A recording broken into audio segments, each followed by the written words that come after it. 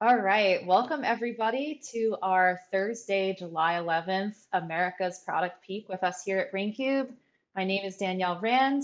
I am a global growth marketing manager here at Braincube, emceeing and introducing you to our peak this afternoon.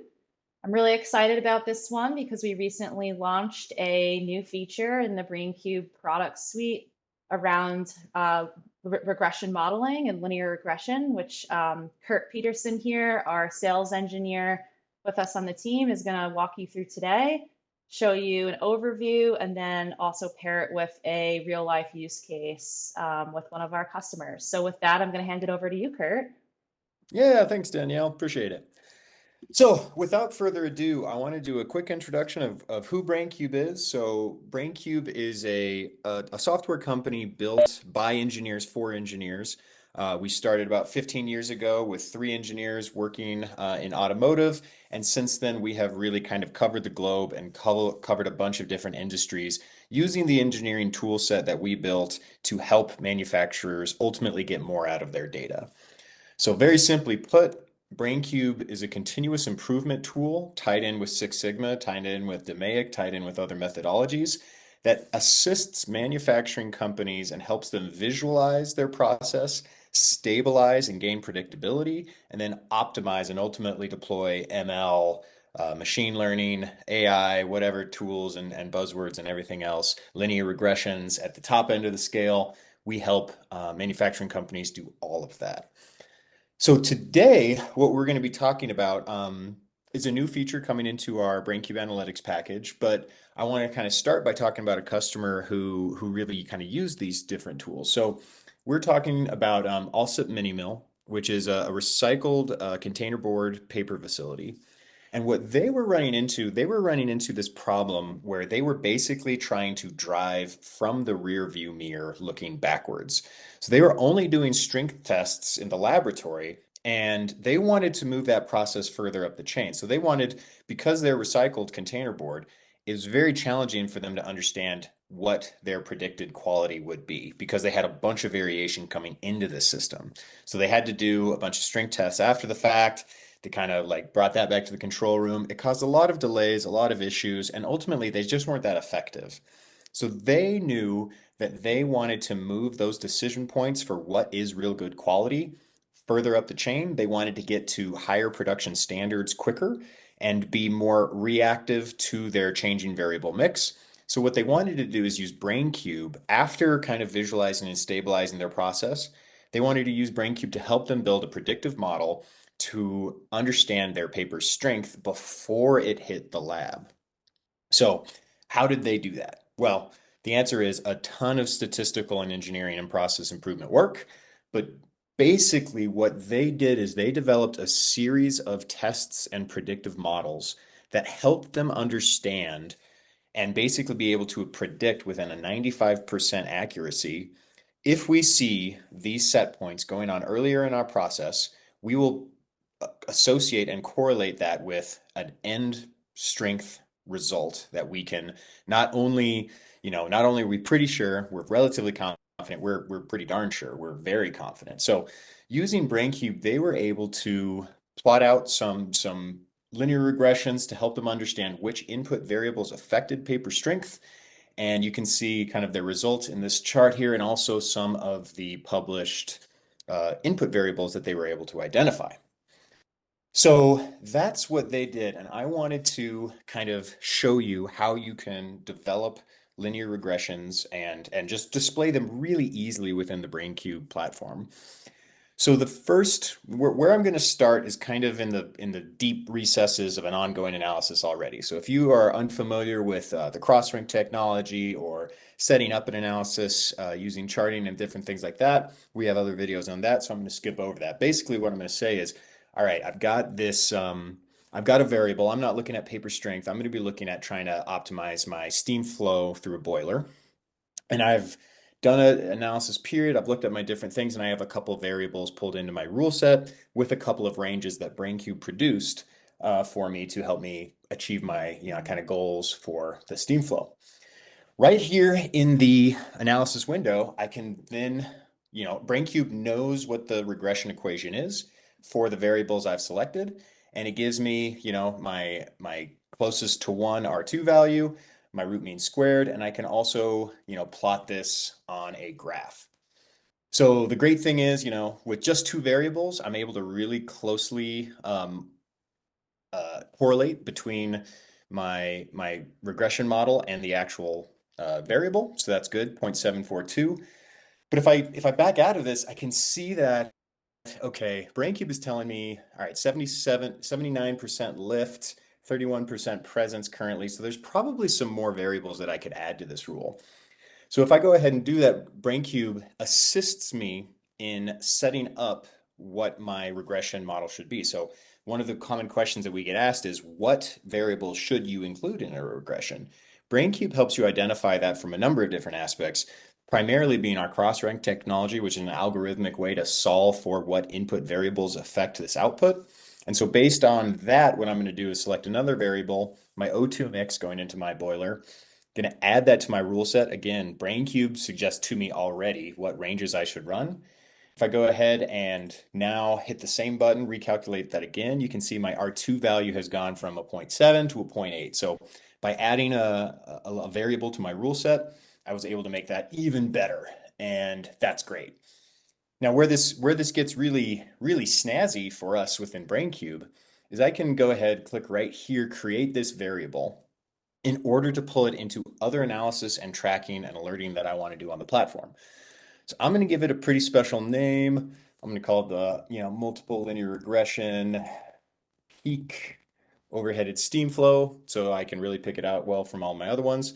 And I'm going to create this in Braincube's digital twin as a calculated variable. And what does that mean now that that exists there? That means that I can go out to our charting module and start to plot it against things. So I want to plot that against the overheaded steam view, just the real metric, right? So I'm going to plot the real variable, overheaded steam flow, the actual, and I'm also going to plot my predictive model right next to it. So let's see what that looks like. So we'll pull that up. I'm going to have this be red. I'm going to have it change it, do a little bit just to make this look nice and pretty. Go an average instead of doing the other stuff. And so what we can see is that for the last week, and let's blow this up back to say the last month, maybe the last couple months, what we can see is that now I've got a line by line comparison of what my predicted steam output is versus what the actual was. And it's pretty close. It's pretty good. We can probably iterate on this and we can probably get better and understand things from a deeper aspect. But what you can see here is that I can start to use this to get ahead of my process before it happens. So if we go back to that use case for the paper strength, what they wanted to do is make the changes using the input variables that they identified using the Braincube analytics and the linear regression. If you can control those, you can control your paper strength with a high degree of confidence.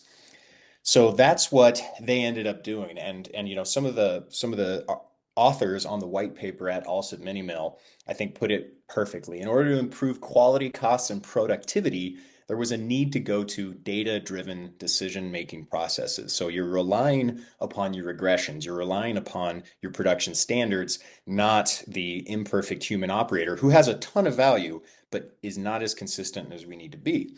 So for all SIP process parameters obtained using this method of multiple linear regressions resulted in the perfect guide for operators to ensure that the process provided the best quality to customers.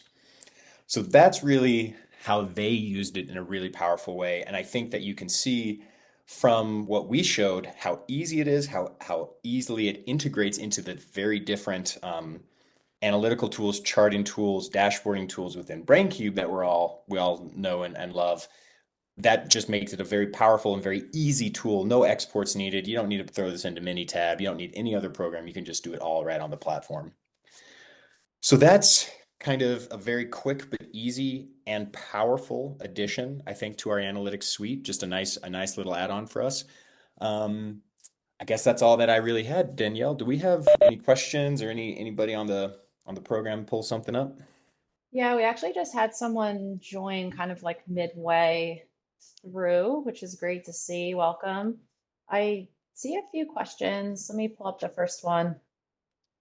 The first one I see is how does Braincube validate and iterate on the regression modeling that we showed today? Yeah, that's a great question. So, if we go back to let's show the all SIP results exactly.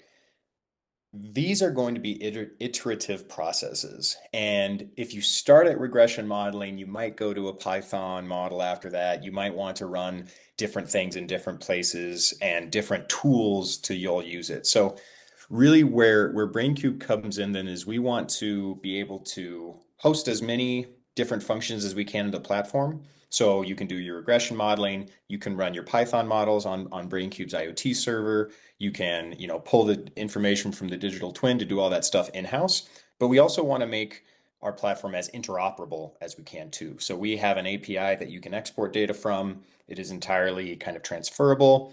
So definitely, it starts at this point, but there is much further down the rabbit hole to go. And Braincube wants to either do it all in-house or support the export of data to whatever tool you need to do it there.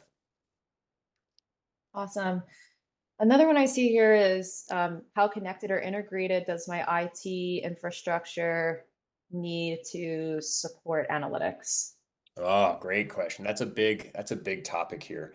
So we actually, our consulting teams actually do feasibility studies on different customers' IT and infrastructure because we'll get very far down a project and then we'll discover, oh my gosh, we don't have a good way to measure yield on this asset. Or, oh wow, there was supposed to be a weigh scale there, but there's no weigh scale there. So how do we really calculate that? The answer is, in general, if you have solid historical data already being loaded into some sort of Pi server, some sort of cloud data lake, some sort of SCADA system or whatever you need.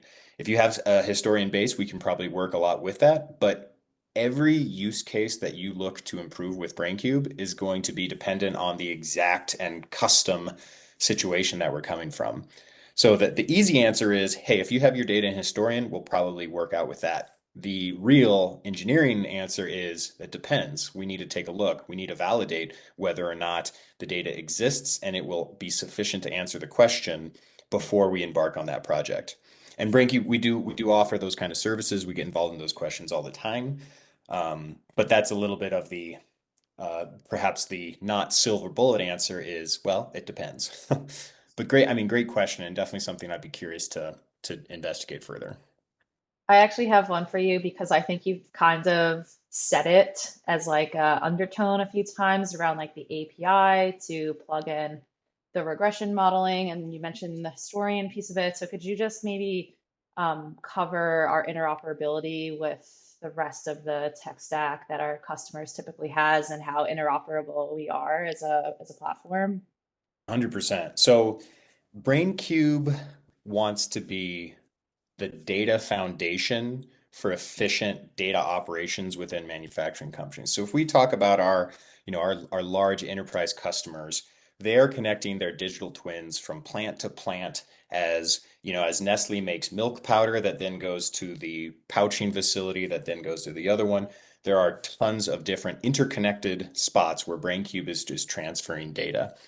Now, what that really means is that we need to be able to communicate to a lot of different data sources. So at the factory side, we have IoT server that can communicate OPC UA, MQTT, SAP, API, lots of different connectivity methods that are built for the factory floor based on that. We also have Braincube Cloud, which helps aggregate all of those information sources from all of the different plants so that you can do true benchmarking plant to plant, so that you can do kind of true ownership and accountability for the different products that are made across the world. There is a lot of different interoperability and data efficiency aspects that Braincube plays in. And again, it's about the data curation, the data structuration, and the data delivery.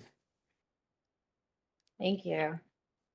I don't think I see any other questions. We do try to keep our promise of making these 15-minute sessions. And Kurt, you were like right on the money with that today. So thank you. I don't know if you have anything else you want to add before we wrap up. No, I think it's great. I'm excited about this little addition. I think it's really powerful for companies to use, and yeah, look forward to talking to everybody out there. Yeah, the last thing I'll say is I saw some folks kind of join 5, 10 minutes into this. We do record these and we'll be following up with the recording. And we'll also have another one of these next month on Thursday, August 5th, same time, 2 o'clock. We may be doing a deeper dive into what we just saw today or another topic, but we'll let you know in advance and would love to see you all again. Thanks so much, everyone, and thanks so much, Kurt. Absolutely. Have a great day, y'all. Thank you.